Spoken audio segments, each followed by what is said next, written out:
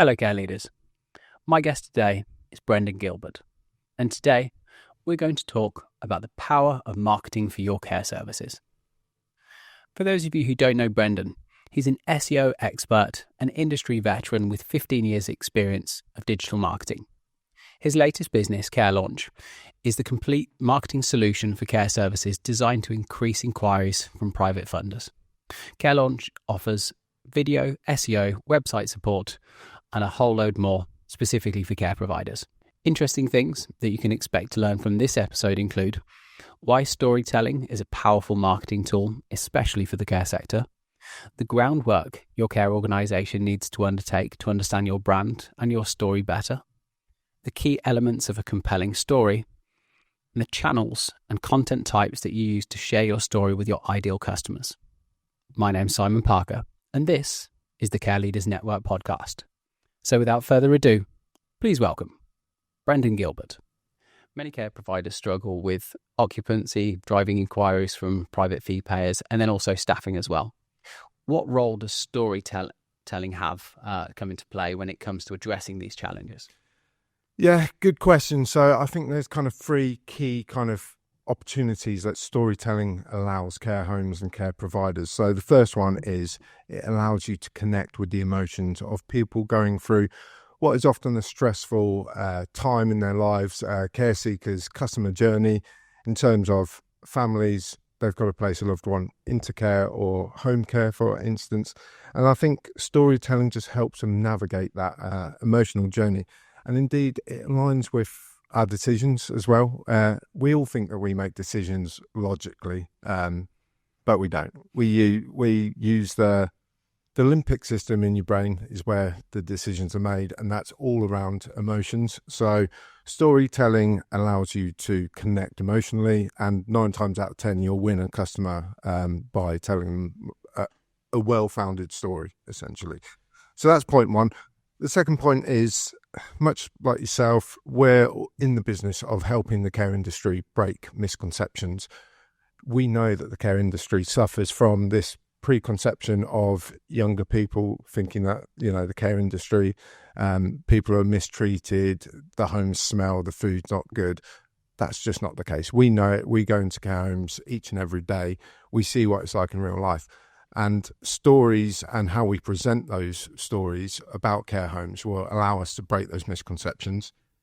And I think the most crucial element to storytelling, it helps build trust. Sharing authentic stories about care homes and kind of what goes on in those care homes allows families to have that kind of snapshot of what life could be like and what their loved one could do whilst they're in that home. And that starts to build trust. Facts and figures and statistics are great, but it doesn't build trust. It doesn't foster that kind of like, okay, yeah, they're going to look after my loved one. Whereas stories and showing off those stories of carers in the home, looking after loved ones, is the best way to do that. I'm a bit of an anthropology geek. Human evolution is something that I find endlessly fascinating. Couldn't tell you why particularly, because I was never any good at that type of stuff in school. But I think since I've got into the business world, I think because of so much of how we are as humans is kind of part of our evolution, it's something that I think quite a lot about. And one of the ways that even before we had kind of written down language or anything like that, we've always disseminated information through stories. Now, I don't know specifically, but I'd imagine that our brains are probably designed specifically to be able to connect with the visceral feelings of storytelling, because it's an important way to be able to pass information through generations about important ways of life in your tribe, or I guess however it would have been kind of back in the day. So the fact that they have that really meaningful connection as it relates to branding and marketing and story and telling and all of that type of stuff isn't a surprise. And I guess one of the beautiful things with the care sector is the fact that the care sector is full of beautiful stories. And one of the things that I think about an awful lot when I think about marketing for any type of care services, selling the culture, the energy. You'll walk into a really, really great care service and you feel it on the way in, and then equally as well, you can not feel it when you're going into a care service, and that tells you something about the energy of the place as well. Being able to capture that energy with really, really high value content, and then being able to distribute that in an effective way it's almost like the gold standard, isn't it? That's what you want to be trying to aim for. So those are you've got the wonderful things that are happening in the care services, and then you've got the kind of the means of collecting that in both photos and videos and all that type of stuff. But why does storytelling, from your perspective, why does it make for such an impactful marketing asset category, if you will? Yeah, let me start with a quote. I read a lot, and one of the book I'm reading at the minute is Yuval Noah Harari's book Nexus. It's all about the age of information and the kind of networks that we built. And he quoted, I read this last night, so that's why I've got to add it and why I'm going to read it to you. Human minds rely on stories and on story architecture as a primary roadmap for understanding, making sense of, remembering, and planning our lives. Now, if that doesn't tell you all you need to know about storytelling for the care industry, I don't know what will. But again, it's that universal power of stories that's so important for marketing at care homes. Humans, like you were kind of leading on to in the speech there, we have become the most powerful species on Earth. Not because other species like monkeys have to know each other personally to connect and build a social group. Humans don't. They've almost transcended that need to know people personally. And how do you know larger networks of people, nations? The stories we build, like nations, money, currencies, whatever it may be, is all on our power of storytelling and believing those stories. So I think stories have the power.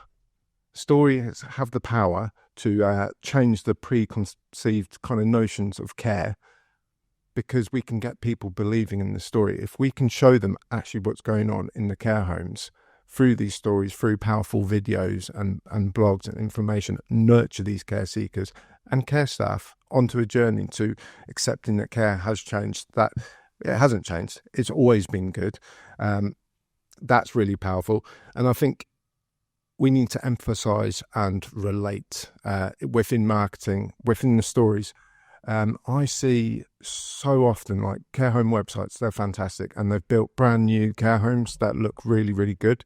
They've got videos, and the videos are the facilities, and it looks 5-star hotel-like, beautiful. But they're missing the key ingredient to any story, and that's people. At the end of the day, people buy from people.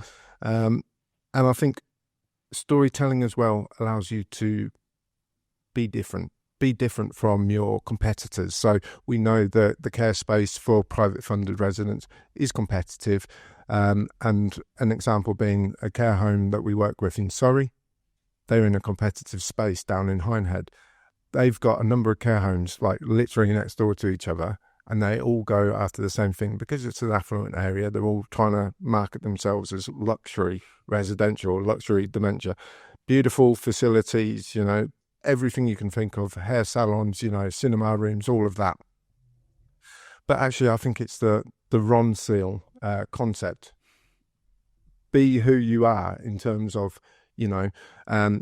if you're not as luxury as other people, focus on your USPs, focus on the things that make you unique as a brand and build that story. And that's going to attract certain people. If you're all trying to be the same thing, people haven't got much choice, have they? And how can they actually, it confuses their journey as well, in terms of like, okay, these all homes are saying the same thing. How do I know that they're the same? That's where the power of story comes in, to actually show them this is what it's like. Hey folks, just going to pause the podcast very, very quickly just to say thank you to our podcast sponsor, Care Launch. So Care Launch is a complete marketing solution for care services designed to help increase inquiries from private funders.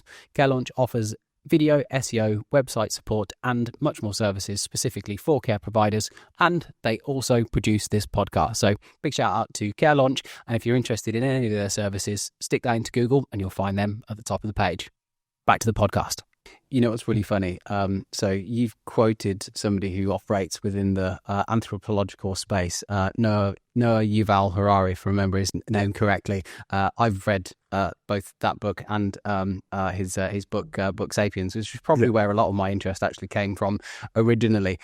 For anyone that's listening or watching to this was not though. The fact that we're both looking at it through that lens, I think, is fascinating, and hopefully goes some way to say, because I mean, I'm a bit of a self-professed marketing geek myself, more a pupil than a teacher, but it goes some way to show, hopefully, for the people in the audience that storytelling is something that's inherent in humans and of incredible importance, and that's been proven from, I don't know, how the 100,000 years or whatever it is that the humans or versions of humans have ended up communicating with each other as well. So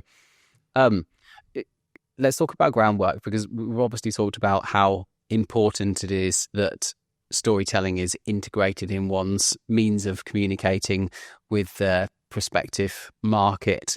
Talk to me about the groundwork that has to go into to actually executing that as a strategy. I know that you mentioned talking about knowing your USP. I think that's probably a really, really important part of it, to make sure that the care seekers are able to differentiate from another service.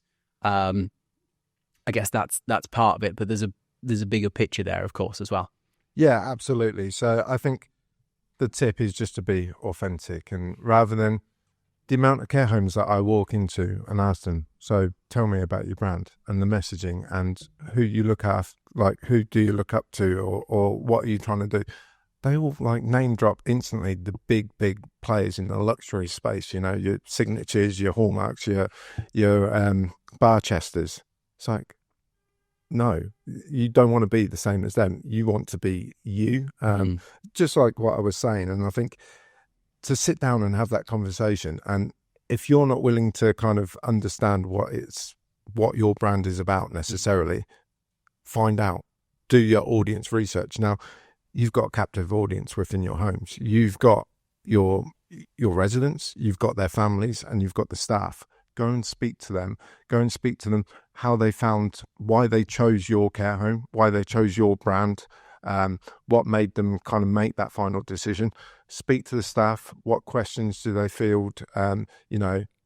What doubts do they see? Or the managers when they're giving, tours of homes, the questions that keep coming up time and time again. What are people asking? What are people saying are good? What are people saying, that could be improved, and so on. And I think sales insights as well. Speak to the sales teams, the people that are actually on the calls, trying to book in the calls, and why people are coming in to care, why they're selecting your home over others. There's that gold mine of kind of information that care homes sit on just from the sales process. Use that to market. It's a self-fulfilling circle, essentially. That's the way I do it. And yeah, I think the ultimate message to any care home group wanting to work out their brand is, firstly, be yourself. Don't try to be someone else when you're not. Then work out what you are, and that's the best way to sell yourself, because you and the team will be a lot more comfortable selling that message. Yeah, it's got to be integral, hasn't it? It's got to come from a place of, as you say, uniqueness and authenticity. I mean, I suppose like there's no downside to looking at the Hallmarks and the Barchesters or whomever it might be. Absolutely. From a how perspective, as in like how you go about marketing, because you probably get some good inspiration around what the actual tactics are that they're using to get the message out there. No problem with that at all. Yeah. What you're talking about, however, that's got to be the thing that's got to be unique to your group at the end of the day. And that comes from, as you say, speaking to your residents, speaking to the family, speaking to the whole team. I love the idea that you highlighted around almost building into the story this idea of objection handling. So where people are in a mindset where they're kind of, if they're thinking about the reasons why somebody wouldn't want to move into that particular care service, building that into the narrative itself to make sure that those things are addressed to start off with. If you're green lighting and checking off boxes that people are concerned about in that initial piece of content, or one of the pieces of content in the content architecture that you might have, you're removing people's fears to start off with, and ultimately increasing the likelihood that they're going to want to make an inquiry, because they're like, oh, right, okay, so either they've really thought about me as a prospective customer, or it might even be more implicit than that, the fact that they just watch it and just think, oh, well, almost like subliminally, oh, that's not a problem with that particular care service. They understand this need for the market. I think that's really, really key. One thing that I draw on from my consultancy days as well is you can have a handful of care services all operating from a place of being within the luxury market or whatever it might be.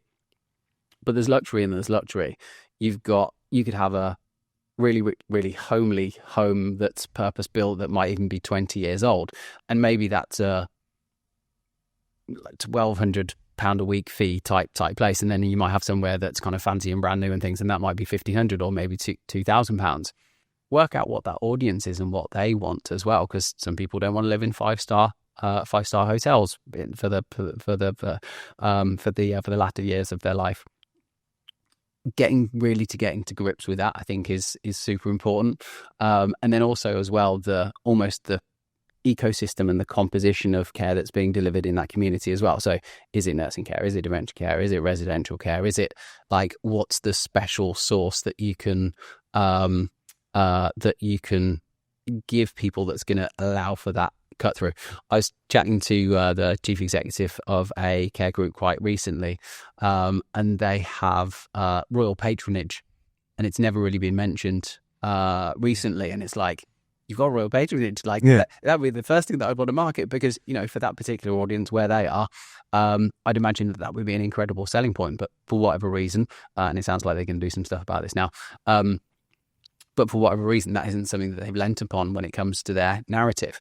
Now, not everyone's going to have royal patronage, but I bet there's some brilliant stuff that you can lean on. There's a good story about this, that, and the other.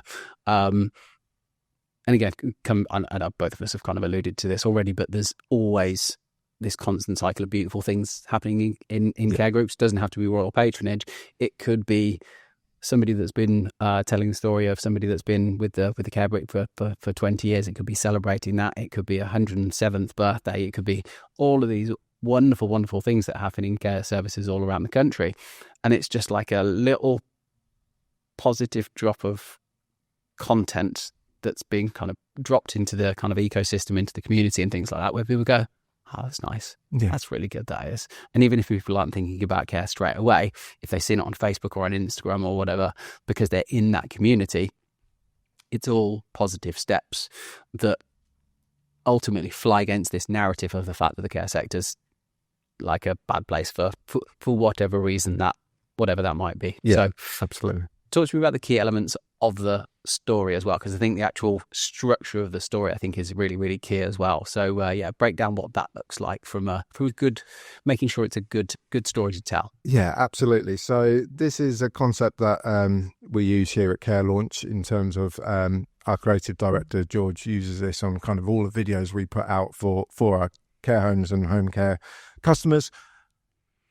It's about embracing the hero's journey. So hero's journey is a well-fabled kind of storytelling kind of technique and the process of the story. And to kind of explain that quickly, imagine potential residents or your care staff even as the heroes of the story and the process that they go through. So there's the hero's first step, realizing, okay, they might need some care now. Like what can we do about it? Then it's about identifying the problems and the issues they face, so their problems. And then in comes the mentor, which can be you as the care home or the care provider, the mentor. And your job is to nurture them on their journey through care by hitting certain touch points. I'll come on to the kind of customer journey point there. It's about making sure that we get all of the advice possible on the site, on all of our marketing platforms, so that they've got all of these touch points, because that allows them to be nurtured through the customer journey. The whole point as well is to make sure that they make a decision that suits them and their care needs. And it's along the way, there's going to be kind of ordeals or kind of like overcoming guilt about placing a loved one into care, whatever it may be. And then the final step is obviously being placed into care and finally realizing, yes, okay, that was the right decision. That's what we ultimately want from the hero's journey. And that aligns so nicely with the customer journey, which is a kind of marketing concept that's time tested. So we use the philosophy around HubSpot. So CRM system, we're just aligned with that.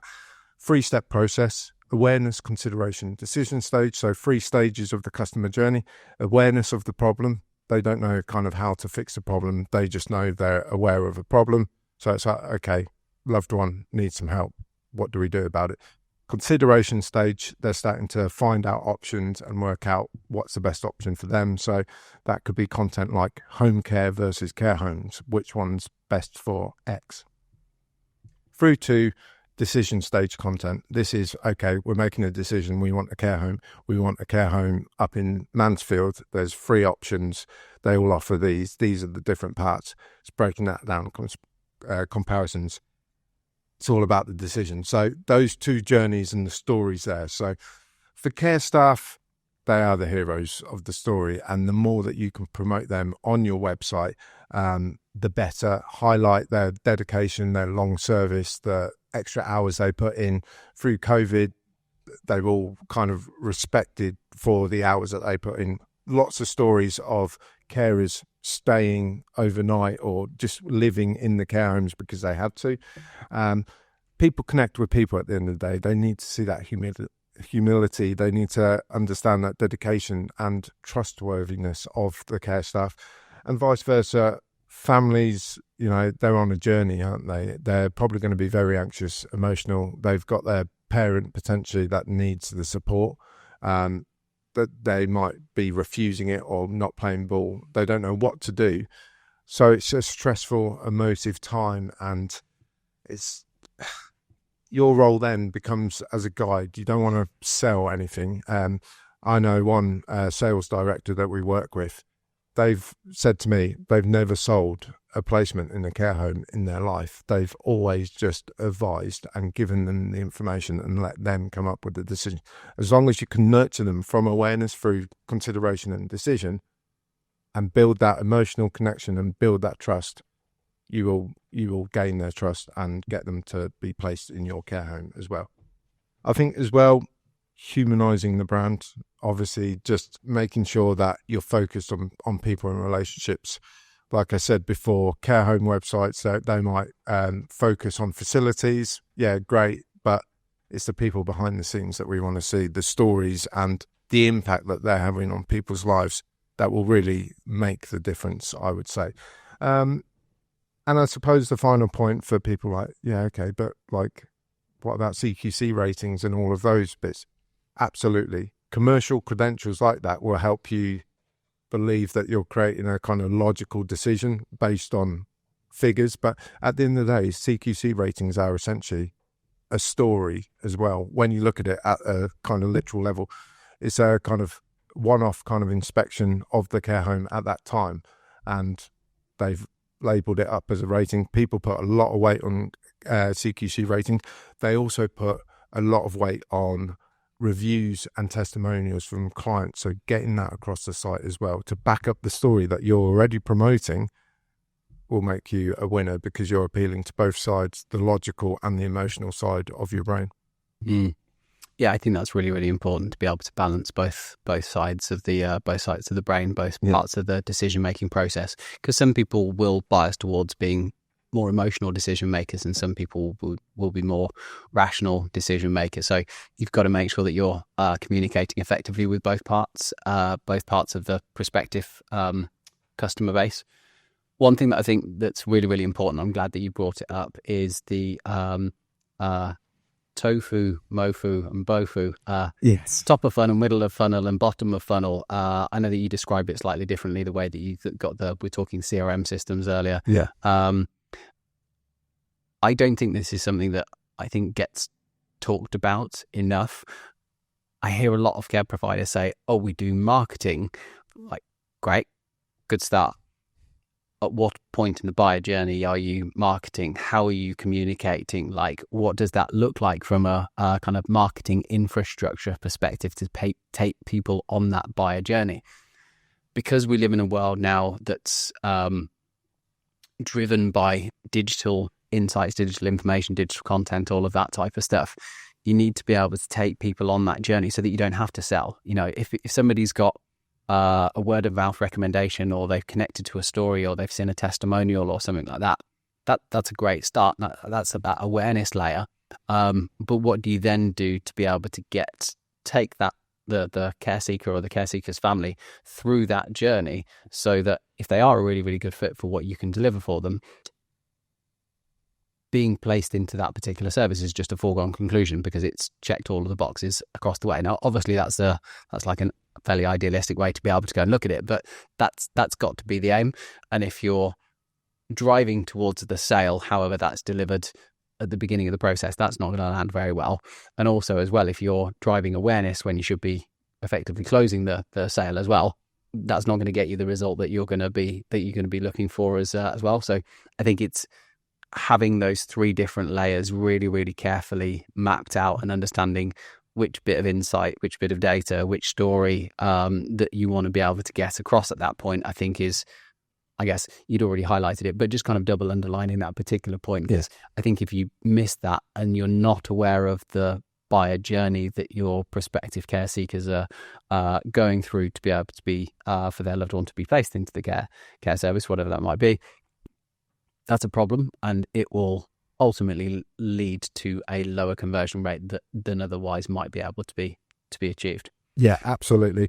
And I think lots of care home groups get stuck in a popularity trap. Like, they go after, when you think of SEO and keywords, and like, which keywords am I going to target on my blog content? And this one's got 10,000 searches a month, or this one's got 10 searches a month. They'll always go for the 10,000 searches a month keyword and write a blog on that, rather than focusing with a commercial lens at the bottom of the funnel. Okay, we have this many beds available. Okay, our conversion rate, lead to conversion rate is X, so we need this many leads. Okay, how are we going to get those leads? Okay, based on the traffic already that we're receiving and our conversion rates, we need this much traffic. Okay, that gives us a strategy basis. Okay, we need to target this many keywords that on average get this many keywords. However, based on kind of the awareness consideration decision map, some well-established homes might need support at the decision stage, building out that content and building that up. Because, again, a care seeker's customer journey is all about touch points. You're not going to place a loved one into care from one TikTok video. You are going to do your research. We know that.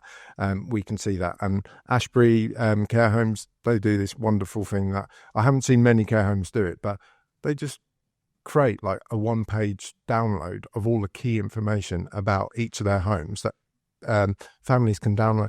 And I can imagine a family sitting there discussing their loved one going into care with all of the different options, to have downloadable PDFs of all the key facts so they can compare side by side. It's almost like an FAQ type thing. Yeah, absolutely. It comes back to our earlier point around addressing concerns up front. So I bet if they really thought about this, and from what you've told me about the folks at Ashbury, they've got their act together. They're looking at this through a pretty they're delivering a pretty sophisticated marketing funnel for their care seekers. Yeah.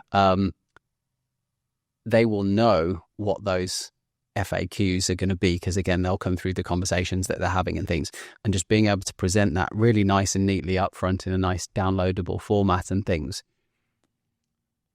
The coming back to the way that the human mind works, if you don't answer those questions, it's human nature to think the worst of the set of circumstances is like, oh well, if that's not being spelled out, then they probably don't do that thing. So actually, they present this information in a way where I can now be confident that's the thing. It may be that the care service around the corner is doing all of, if not potentially a handful of those things, but if they're not communicating the particular point, the opportunity is lost, and who's going to win the inquiry at the end of the day?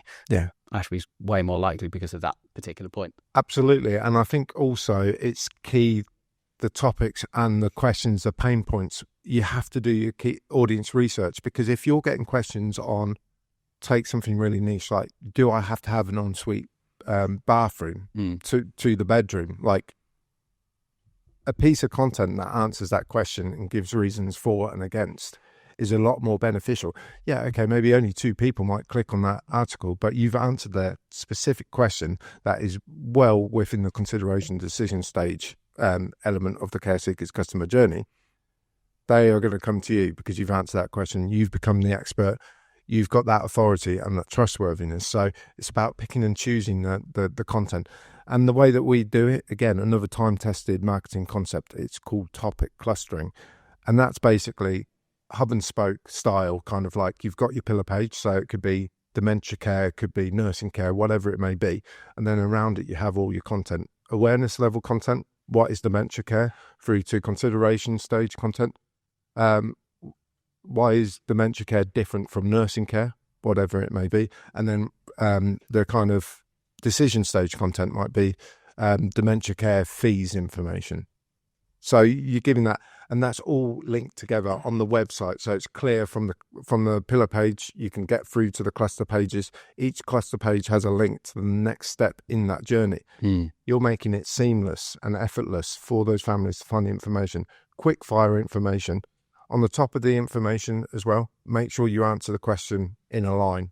So they've got a specific question, you're answering that in a line, and then you're going into greater detail as well. It's just a quick win, gives them the information. If they want further information, they can read that. It's almost getting the TLDR version right. Absolutely.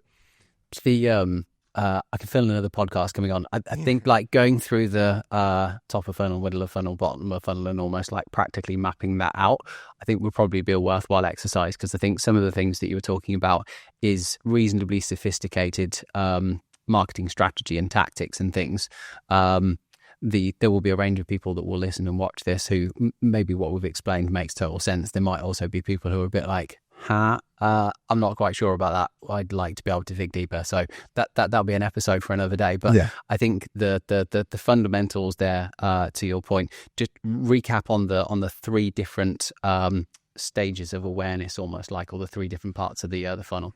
So the care seeker's customer journey, 3 parts to it, stages. So imagine a funnel. So you've got the awareness stage at the top, the big wide part of the funnel, and you're getting people to recognize the brand. They've got initial questions. They're just starting their care seeking journey. They want to know what the options are. So what is dementia care? Could be a good example of an awareness piece content. Next, you have the consideration stage content, and that's where people are starting to work out their kind of ideas about how they can best solve their problem. Again, that could be home care versus care homes type content, through to decision stage, and that's where they're really like the final kind of details that they want before making the decision.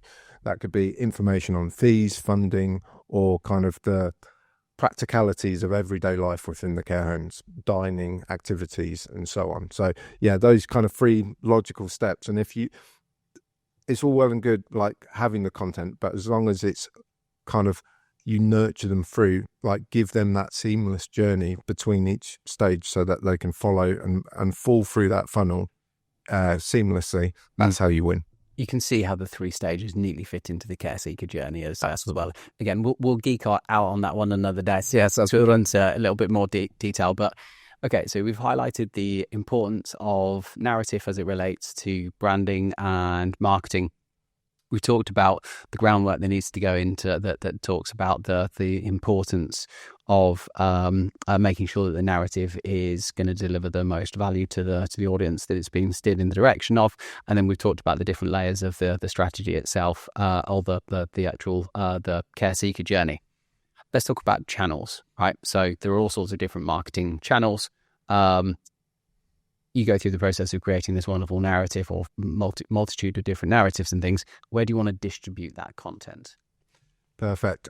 So for us, there's 3 key areas. So your website, first and foremost, has to become your content hub. If you produce content, put it on your website, make it logical, make the navigation easy so that you can find that content. That acts as your kind of hub for all the content, and then you can distribute all of that content through other channels as well. I think as well, 2025, the priority is definitely video. We've talked about how care seekers and care staff, they're looking for information. They're looking you know, they might be stressed. Even care seekers might be stressed. They need to find a job quickly. Video content allows you to quickly show off what life is like at home. They can literally see your home and the people within your home in a 30-second video that gives information. It's going to be a lot stronger than a 15-minute read of a 1,500-word blog post. So video is definitely kind of beneficial. Recommend free video types as well. So we've got the welcome to the care home, like the overall kind of tour of like the people within the residents, the facilities. You want to make your care home manager or home care manager front and center. They're the celebrity of the home. They bring the people in. So you want to interview them, why they work there, you know, what got them started in care. So people have a face as well of the brand. And then you want testimonials from residents and from the families, how they found the care, because that will answer so many people's questions. Can I trust you? If people are saying yes, you can trust them, you're onto a winner there, absolutely. And then distribution, social first.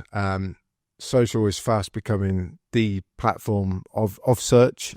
Digital marketing landscape is changing. It always used to be Google. Now platforms like TikTok, YouTube are eating into it. I know YouTube is part of Google, but people search differently. And we're also starting to see from the data from the care homes that we work with, care-seeking families are getting younger. It's now grandkids are helping as part of the care seekers journey. They're looking into it.